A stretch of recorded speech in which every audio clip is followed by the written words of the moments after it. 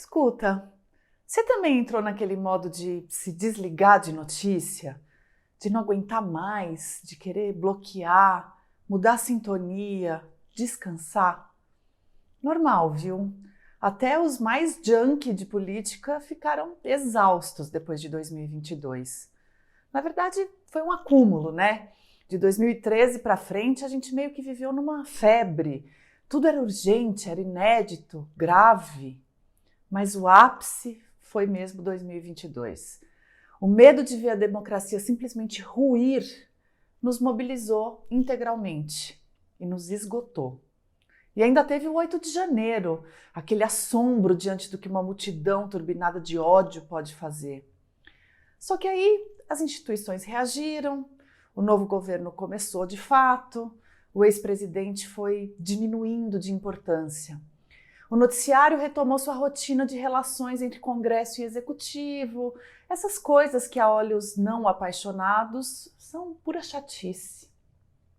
Por isso, quando na sexta passada veio a operação que bateu na porta de General 4 Estrelas para buscar provas de corrupção, envolvendo uma tramóia de joia, de foto dos artigos roubados com reflexo das provas, de conexão no Wi-Fi da loja de penhora, de e-mails não apagados da lixeira, sabe essas coisas? A gente até conseguiu acompanhar com alguma leveza, dando risada, com distanciamento suficiente para enxergar o caso exatamente como ele é. Uma pataquada, um caso de corrupção barata, com pitadas de esquete dos Trapalhões. O fato de que o escândalo envolveu uns militares graduados deu um toque ainda mais saboroso para quem entende que a fama de incorruptíveis dos militares é pura ilusão de viúva da ditadura. Eu sou a primeira a querer me deliciar com isso tudo, imaginando a reunião em que o ex-presidente pediu para não chamar ninguém para se manifestar no 7 de setembro. Não, melhor não. Por medo de pouca gente ou de ter o efeito contrário. Eu acho que é natural que com o tempo a gente olhe para tudo que o Bolsonaro fez e sinta um desdém, puro desdém. Mas cá entre nós, melhor não. A gente pode sim tripudiar do nível de delinquência desses ajudantes de ordem que, somados, movimentaram quase 12 milhões de reais em suas contas em 1 ano e meio. Da disfarçatez do advogado, o mesmo que já tinha dado abrigo em sua casa para o Queiroz e que foi lá recomprar muamba e pediu recibo em seu nome.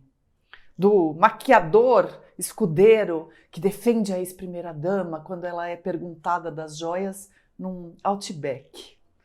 Mas convém levar bem a sério o fato de que, por mais que as Forças Armadas façam um tremendo esforço para fingir que não, elas estiveram entrelaçadas com esse nível aí de indigência.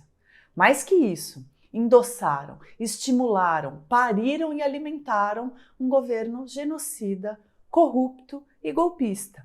E que teve ministro do TCU, procurador da República, diretor de polícia, representantes do mercado, da imprensa, teve gente de tudo que é tipo e instituição prontinha para eleger, defender, proteger e ainda votar de novo num presidente que foi genocida, corrupto e golpista o tempo todo. Ele nunca escondeu.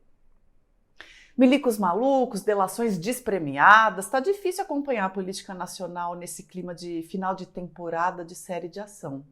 Então assine o Meio Premium. Todo sábado, nossa edição especial analisa os principais fatos políticos e explica com detalhes o que está acontecendo e por que está acontecendo. Assine, são apenas R$ 9,90 por mês.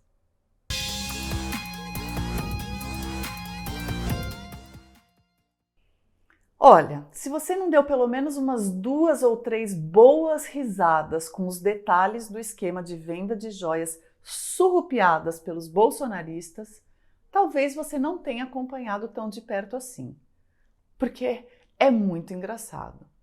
Tem gente ali que gosta de bradar que é elite de uma corporação que já seria uma elite nacional, né?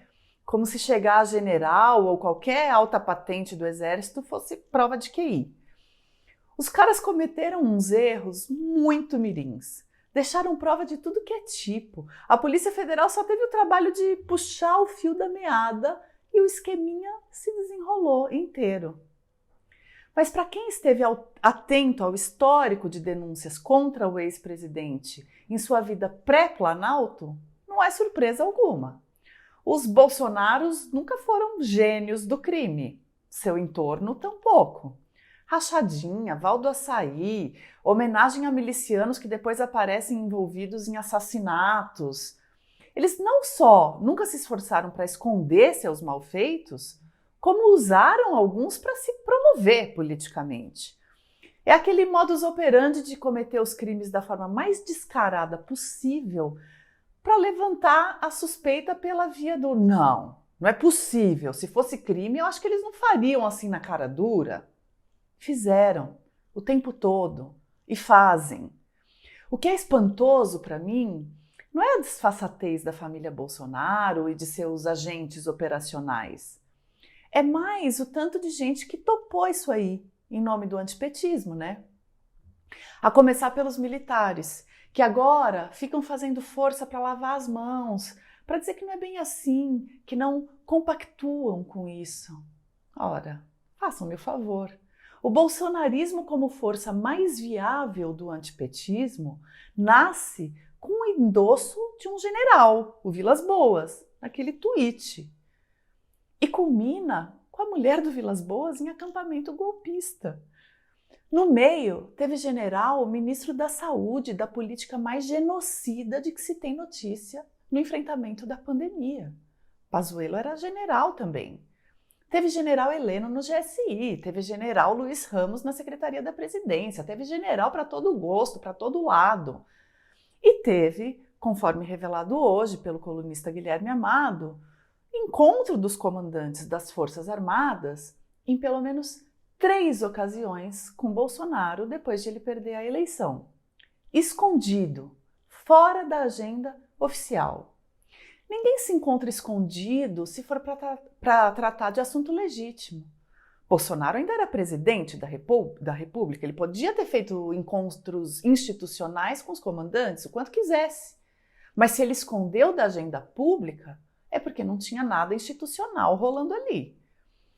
Os detalhes do golpismo ainda estão emergindo, e é possível que a extensão do envolvimento do alto comando das forças fique ainda mais clara. Mas quando eu ouvi que, antes de bater na porta do general Mauro Lourena Cid, pai do ajudante de ordens Mauro Cid e um dos responsáveis pela venda e recompra da muamba presidencial, o diretor da Polícia Federal, Andrei Passos, procurou o ministro da Defesa, José Múcio, e o comandante do Exército, general Tomás Paiva, eu não pude deixar de sentir um gostinho amargo de tutela, sabe? Ainda mais que eu lembrei de um trecho do Medo e Delírio em Brasília, Cristiano, seu lixo, beijo da outro, em que eles recuperam de uma matéria da BBC dados de uma pesquisa que mostra que nos governos do PT, o número de militares no Ministério da Defesa aumentou muito. No governo Dilma, inclusive, o mesmo que conseguiu botar em funcionamento a Comissão Nacional da Verdade. Houve, no governo Dilma, inversão na proporção de civis e militares na pasta. Ou seja, ficou oficializado o mando militar sobre os civis no ministério.